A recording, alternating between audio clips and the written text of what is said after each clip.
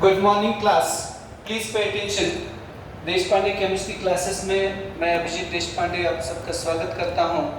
और आज का जो हमारा डेली डोज है वो शेप ऑफ मॉलिक्यूल और VSEPR थियरी इस आधार पर है। देखिएगा, जब मॉलिक्यूल में सिर्फ बॉन्ड पेयर प्रेजेंट होते हैं, जैसे मीथेन है, BeF2 जैसा मॉलिक्यूल है, तो रेगुलर ये हाइब्रिडाइजेशन होता है और रेगुलर ज्योमेट्री जैसे हाइब्रिडाइजेशन प्रिडिक्ट करता है वैसे होता है। पहले सबसे पहले शेप ऑफ मॉलिक्यूल जानने के लिए हाइब्रिडाइजेशन ने जो शेप सजेस्ट किए हैं वो आपको पता होना चाहिए। जब सिर्फ 2 बॉन्ड पेयर हैं तो मॉलिक्यूल लीनियर होता है, 3 बॉन्ड पेयर और 0 लोन पेयर है तो मॉलिक्यूल ट्राइगोनल प्लेनर है, 4 बॉन्ड पेयर है sp3 हाइब्रिडाइजेशन के लिए जा रहे हैं तो टेट्राहेड्रल होता है, 5 अगर बॉन्ड पेयर होते हैं मान लीजिएगा आपके पास, तो ये PCl5 जैसा आइडियल एक मॉलिक्यूल याद रखो, इसे कहते हैं ट्राइगोनल बाइपिरामिडल। और 6 बॉन्ड पेयर है SF6 जैसा तो ये स्क्वायर बाइपिरामिडल या इसको कहा जाता है ऑक्टाहेड्रल। मैं ट्राइगोनल बाइपिरामिडल को यहाँ पे करके बताऊंगा आपको। समझो ट्राइगोनल मतलब ऐसे 3 है, एक ऊपर आएगा इसके और एक नीचे को आएगा। खास करके PCl5 मॉलिक्यूल बहुत टारगेटेड होता है एंट्रेंस एग्जामिनेशन में। रेगुलर जब आपके 5 बॉन्ड है PCl5 में तो इस तरह से दिखेंगे। हालांकि एक्सियल बॉन्ड थोड़ा लॉन्ग होते हैं, इक्वेटोरियल या ट्रायंगल वाले बॉन्ड थोड़ा वीक होते हैं। अभी हमारा मेन टारगेट है कम इसमें कि जब हमारे पास लोन पेयर प्रेजेंट होता है sp3d हाइब्रिडाइजेशन में, तो याद रखें जब भी sp3d हाइब्रिडाइजेशन है तो लोन पेयर को कहाँ रखें, ये टारगेट का आज का मेन पॉइंट है। sp3d हाइब्रिडाइजेशन है तो याद रखना है, बहुत कॉम्प्लिकेटेड रूल से भी जा सकते हैं, आसान जितना एनसीईआरटी ने दिया है उससे भी आंसर तो वही आना है। ओके, बोर्ड जैसा एक्सप्लेनेशन आपको नहीं देना है इसमें। sp3d हाइब्रिडाइजेशन है और लोन पेयर आता है तो लोन पेयर को हमेशा याद रखो, मिनिमम रिपल्शन मैक्सिमम सिमेट्री के लिए लोन पेयर ये इक्वेटोरियल पोजीशन में रखना है। ये बात सबसे पक्का करो। इक्वेटोरियल मतलब ये जो ट्रायंगल ड्रॉ कर रहे हैं इन 3 में से कहीं एक रखो, इससे रिपल्शन कम होता है। मान लीजिएगा किसी बच्चे ने जैसे यहाँ पे बताया है लोन पेयर ऐसा ऊपर रख दिया तो क्या होता है, ये ऊपर वाला लोन पेयर इन तीनों बॉन्ड पेयर को रिपेल करता है। मैं यहाँ पे समझो 3 एंगल है, 3 बॉन्ड है हमारे, जैसे SF4 में 4 बॉन्ड है लेकिन 3 हमने प्लेन में रखे हैं और एक लोन पेयर ऊपर रखा, तो ये ऊपर वाला लोन पेयर इन तीनों के लिए इक्विडिस्टेंट हो जाएगा इस तरह से और तीनों को रिपल्शन करेगा। ये लोन पेयर तीनों को रिपेल करेगा, 1 2 3 को, तो 3 रिपल्शन हो जाएंगे लोन पेयर बॉन्ड पेयर वाले। और अगर इक्वेटोरियल में रखा लोन पेयर मैंने तो क्या हासिल हो रहा है, SF4 में ये ट्रायंगल में से एक जगह पे रखा है तो ये सिर्फ 2 बॉन्ड पेयर को रिपेल कर पाएगा, इन दोनों को।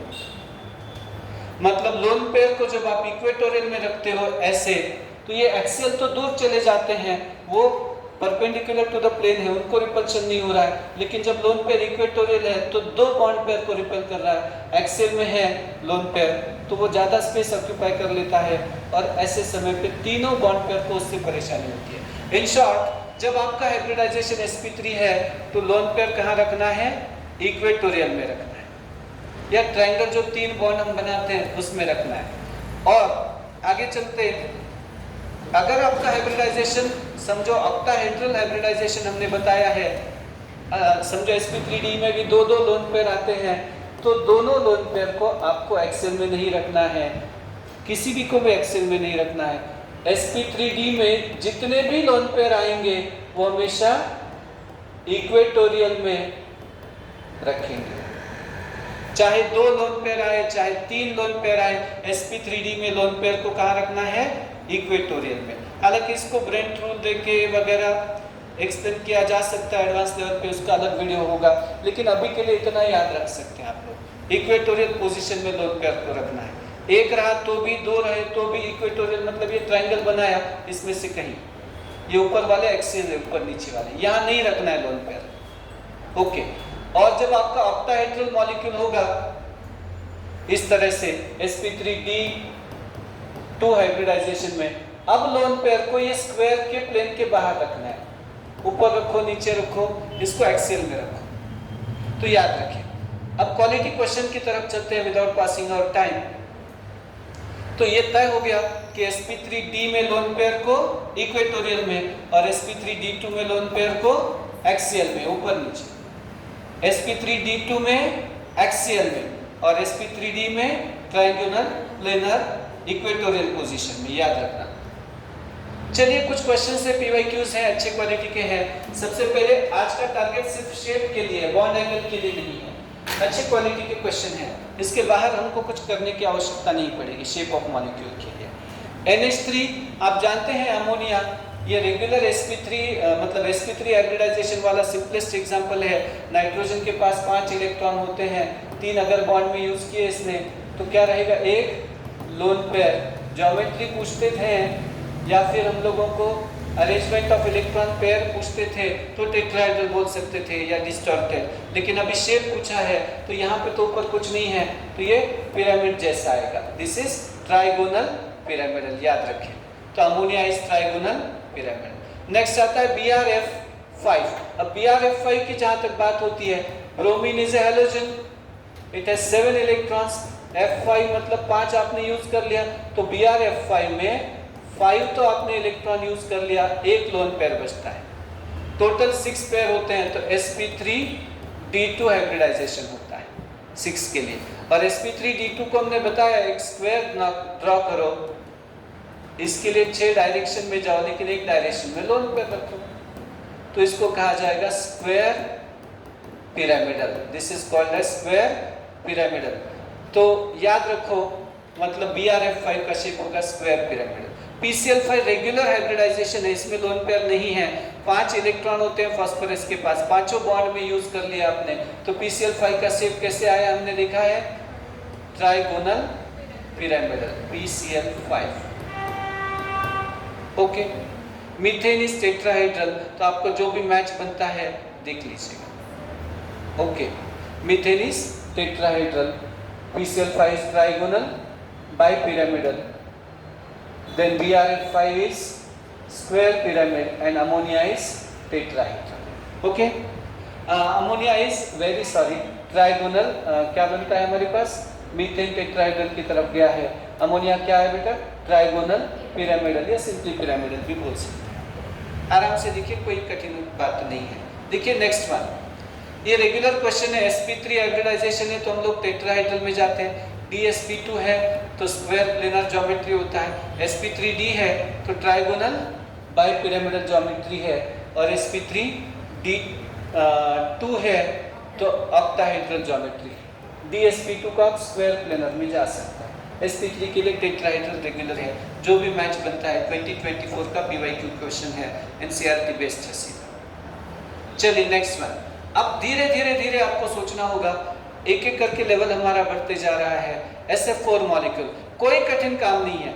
SF4 में सल्फर सेंट्रल एटम है, 286 है कॉन्फ़िगरेशन हमारे पास, 6 इलेक्ट्रॉन है इसके वैलेंस शेल में। अब आपने 4 यूज किया है फ्लोरीन के लिए तो एक पेयर बचता है, तो इसके पास क्या बेटा, 4 बॉन्ड है, एक लोन पेयर है, तो हम लोग AB4E टाइप में है, sp3d में है। मैंने बार बार बताया है sp3d में लोन पेयर को कहाँ रखना है आपने, इक्वेटोरियल पोजीशन में, और लोन पेयर अगर इक्वेटोरियल पोजीशन में आ गया, थोड़ा छोटा करते हैं इसको, तो हम लोगों ने आपको बताया है लोन पेयर अगर इक्वेटोरियल पोजीशन में रख दिया हमने तो ये जो शेप आ जाएगा थोड़ा सा डिस्टॉर्टेड ट्राइगोनल बाइपिरामिडल, या फिर इसको बोला जाएगा सी-सॉ शेप बोलते हैं। सी-सॉ नहीं है तो डिस्टॉर्टेड ट्राइगोनल बाइपिरामिडल ऐसा शब्द कभी कभी देखने को मिलता है। नेक्स्ट है BrF3। ब्रोमीन के पास कितना इलेक्ट्रॉन होता है माय डियर फ्रेंड्स, 7। उसमें बॉन्ड में कितना यूज किया है, 3 फ्लोरीन के लिए, तो बचते हैं 2 लोन पेयर। तो BrF3 has got 3 bond pair and 2 lone pair, total 5 pair AB3E2 type of molecule है। मैंने बार बार बताया है जितने भी लोन पेयर है, 2 है, 3 है या 1 है, वो इक्वेटोरियल पोजीशन में रखना है, ट्रायंगल प्लेन में रखना है आप लोगों को।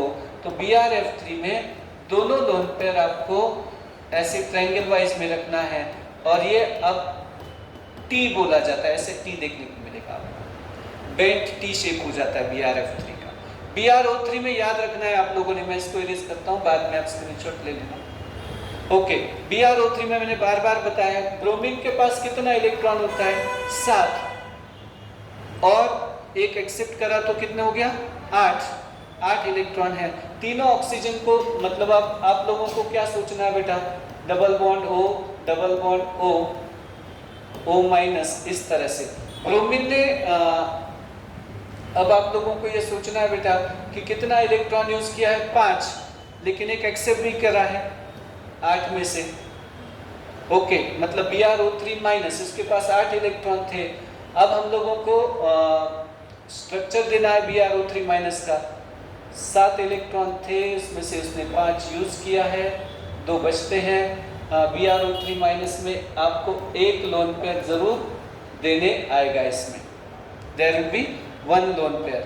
ये VSEPR थियरी बताती है कि double bond will be considered as single super pair, तो ये 3 बॉन्ड पेयर और 1 लोन पेयर की तैयारी चल रही है। It will be considered as 3 bond pair 1 lone pair. मैंने बताया था आपको, ClO3 का एग्जांपल लिया था, ClO3 माइनस भी इसी तरह से दिया था हमने, 3 बॉन्ड पेयर 1 लोन पेयर, मतलब आप पिरामिडल, ट्राइगोनल पिरामिडल शेप की तरफ जा रहे हैं। थोड़ा सोचना चाहिए आप लोगों ने इसके लिए। या हाइब्रिडाइजेशन भी निकालते हैं formula wise, half into bracket V plus M minus C plus A, ऐसे भी जाते हैं। तो वैलेंस इलेक्ट्रॉन कितने हैं, 7, मोनोवैलेंट आइटम 0, कैटाइन 0, एनाइन का मैग्नीट्यूड 1, तो 4 पेयर आते हैं, sp3 हाइब्रिडाइजेशन बनता है। और एक लोन पेयर है, 3 बॉन्ड पेयर है, तो अमोनिया की तरह आएगा।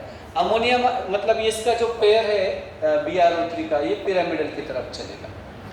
BrF3 हमने बेंट टी रखा है, SF4 को सीसॉ शेप दिया है, NH4 तो टेट्राहेड्रल मीथेन जैसा NH4+। आगे बढ़ते हैं बेटा। ICl, जब 2 ही एटम होते हैं तो एक लाइन में रहने के बजाय दूसरा कोई ऑप्शन इनके पास नहीं है ICl मॉलिक्यूल के लिए, तो वो लीनियर ही हो सकता है मॉलिक्यूल का शेप। लेकिन जब ICl3 आता है तो BrF3 की तरह सोचें, इसमें 2 लोन पेयर आते हैं और 3 बॉन्ड पेयर आते हैं ICl3। sp3d का क्लासिकल एग्जांपल है ClF3 BrF3 ICl3, okay, HCl3+, तो ये आता है टी शेप में, तो ICl3 will be T in shape. ICl को हमने लीनियर बता दिया। IF7 जो है D वाला, ये याद रखिए रेगुलर है, 7 बॉन्ड पेंटागोनल बाइपिरामिडल में आता है। ClF5 मैंने बताया कि जब आपका हाइब्रिडाइजेशन sp3 इसमें चलता है, D2 में चलता है, sp3 D2 में हाइब्रिडाइजेशन जब आपका है, एक सेकंड ये इसको इरेज कर देते हैं। sp3 D2 में जब आपका हाइब्रिडाइजेशन है माय डियर फ्रेंड्स, तो याद रखिए लोन पेयर को स्क्वायर प्लेन के बाहर रखो, D में प्लेन में, और जब sp3 D2 है तो बाहर रखो, तो ऐसा एक पिरामिड बनेगा। नीचे बनाओ ऊपर बनाओ वो बात नहीं है, स्क्वायर पिरामिड बन जाएगा। तो ClF5 का शेप क्या होगा, स्क्वायर पिरामिड। IF7 का pentagonal bipyramidal. ICl3 will be T and ICl will be linear. जो भी मैच बनता है देखिएगा। VSEPR के शेप के लिए जा रहे हैं हम लोग। फिर से एक बार आ रहा है वाटर, ClF3 BrF5। अब वाटर का शेप आप जानते हैं बेटा, what is the shape of water molecule there, angular, 2 lone pair 2 bond pair, V shape, angular, bent, अलग अलग नाम देते हैं। This is what is water with us, Ab2E2 type of molecule. ClF3 अभी के इसी इसमें मैंने बताया sp3d है, दोनों लोन पेयर इक्वेटोरियल पोजीशन में रखना है हमने और T शेप देना है ClF3। BrF5 बार बार हो चुका है, स्क्वायर पिरामिड में रखना है BrF5। ऑक्टाहेड्रल में लोन पेयर को स्क्वायर प्लेन के बाहर एक्सियल पोजीशन में रख दो, और ये जो आया है इसको कहते हैं square pyramidal. SF4 seesaw shape है, याद रखो इस बात को, SF4 इज सीसॉ शेप। चलिए बेटा आगे बढ़ते हैं। H3O+ ये अमोनिया की तरह है, H3O+ is just like ammonia. आप हाइब्रिडाइजेशन देखें लिखें, वाटर में क्या होता है मैंने बताया आपको बेटा, दो लोन पेयर, दो बॉन्ड पेयर, लेकिन ये लोन पेयर कोऑर्डिनेट बॉन्ड में यूज हो जाता है, H3O+ कुछ इस तरह से बनेगा। हालांकि लेविस ने कोऑर्डिनेट और कोवेलेंट को सिमिलर समझा है। तो 3 बॉन्ड पेयर, एक लोन पेयर पिरामिडल शेप होना चाहिए H3O+ का। एसिटिलीन और एसिटिलाइट sp हाइब्रिडाइज्ड हैं तो 180 डिग्रीज लीनियर मॉलिक्यूल होना चाहिए। ClO2- मैंने बताया है आप लोगों को, ClO2-, BrO2-, ये टाइप में है। ये कैसे होते हैं? यहाँ पे 2 लोन पेयर है आपके पास और 2 बॉन्ड पेयर है। ऐसा एग्जांपल मैंने आपको वाटर का भी बताया है या फिर Cl2O का भी बताया है। इस तरह से सोचिएगा बेटा, ये आपको बेंट शेप देगा, एंगुलर या वी शेप भी बोलते हैं कुछ लोग इसको, ClO2-। याद रखिए इन बातों को। शेप के लिए आज का टारगेट है हमारा HCF4 स्क्वायर प्लेनर आता है, दोनों लोन पेयर को आप बाहर कर दो axial position. All 4 bonds are equivalent in square planar. NH4+ तो रेगुलर टेट्राहेड्रल है, SF4 बार अभी के लेक्चर में भी हो चुका है, ये सीसॉ शेप की तरफ जा रहा है, स्क्वायर प्लेनर है। और अमोनिया तो आप जानते हैं रेगुलर टेट्राहेड्रल है, BrF3 टी शेप है, ClF3 BrF3 IF3 ये टाइप में। नेक्स्ट वन है BrF5, ओजोन एंगुलर है, मैं बार बता चुका हूँ। 2 बॉन्ड पेयर और 1 लोन पेयर, इसको सिंगल पेयर समझा जाता है। PCl5 रेगुलर है, trigonal bipyramidal. CrF5 regular octahedral है। ओजोन को एंगुलर या बेंट बोला जा सकता है। BrF5 को बोलते हैं हम लोग क्या बेटा? Square pyramidal. इसमें जो शेप से बार आए हैं देखिएगा, रिवाइज करिए, एक होमवर्क रखिए। मैं जो नहीं है इसमें ये बता दूं मैं आपको, HCF2 ये मॉलिक्यूल लीनियर है, जिसमें आपको बार ये देखा जाता है कि ज़ेनॉन के पास 8 इलेक्ट्रॉन थे, 2 ही बॉन्ड बनाए तो 3 लोन पेयर बचे। इसी तरह से ICl2- भी होता है, सेंट्रल एटम के पास 3 लोन पेयर आते हैं, या I3- भी इसी तरह से आता है। लीनियर मॉलिक्यूल होता है, 180 का बॉन्ड एंगल होता है। तो VSEPR का शेप ये हमारा आज का टारगेट था। कल हम लोग बॉन्ड एंगल के लिए अलग एमसीक्यूज देखेंगे। Thank you.